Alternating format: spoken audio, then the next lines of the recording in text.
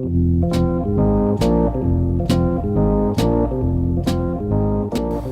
my name's Jay Nelson. I've been a Mason Rice parent for 7 years and will be for another couple more years. We're here tonight to sort of take you through a tour of the school, which has been ranked number 3 in the state by Boston Magazine, and we're going to go around and see what kind of magic we can find. Come on. You know, I always wondered what goes on here in the teacher's lounge. I mean, what kids do they talk about? You know, what are they complaining about? How do they stay so calm all the time? I think we know why. Here, check this out.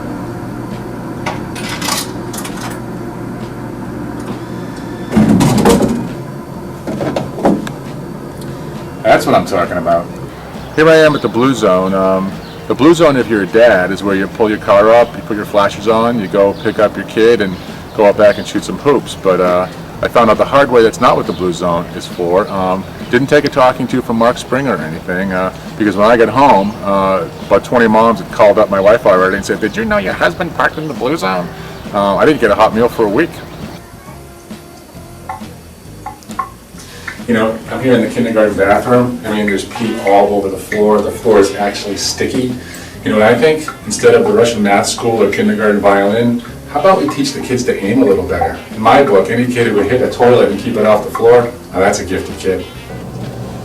You know, if you've ever been in the boys' bathroom, I challenge any of you to spend 60 seconds in here without totally gagging. And here I am at the Lost and Found. I don't know if a lot of you know about this place, but there's some pretty good stuff in here. Well, we haven't bought school clothes in a couple of years. You know, what do you think of this, Henry? Nice. Sold.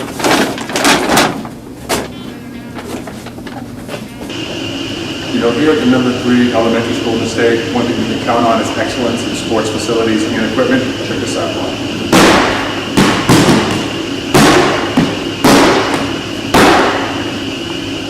That's cool.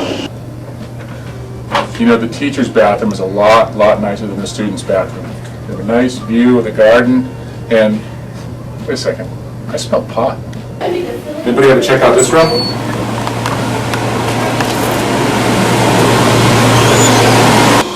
Look, I found the weapons of mass destruction! This here is the door where all the younger kids come out at the end of the day. True dad story. I was waiting out here for my daughter Sally, and she didn't come out, and I was getting a little worried, so I waited a little longer, and I'd seen that all the other kids had come out, so being a bit more concerned, I went into the class, and I went into the kindergarten teacher, and I kind of looked at her, and I was a little bit nonplussed, and said, "Where's Sally?" And she looked up at me with a little bit of fear in her eyes and said, "She's in 1st grade." There's been a lot of talk about overcrowding in schools in Newton in general, and I know here at Mason Rice we have our own issue with classroom sizes, but I do have some good news. There's been talk about a new classroom being ready for next year, and we're going to show that to you, so come on. It's got a lot of potential, don't you think? Here I am in the auditorium. You know, you could put on a school play in a tin shack in a 100-degree desert wearing long underwear and a parka, and it still wouldn't be harder than 5th grade graduation, so be warned. You know, here in the gym, here we are at the bully-free zone. But over here, you can kick the shit out of anybody you want. Back here is the fabulous Mason Rice beach volleyball pit, the only beach volleyball pit on any school property in Newton, which is a little curious because the best time of year to use a beach volleyball pit would be the summer months when the school's not in session.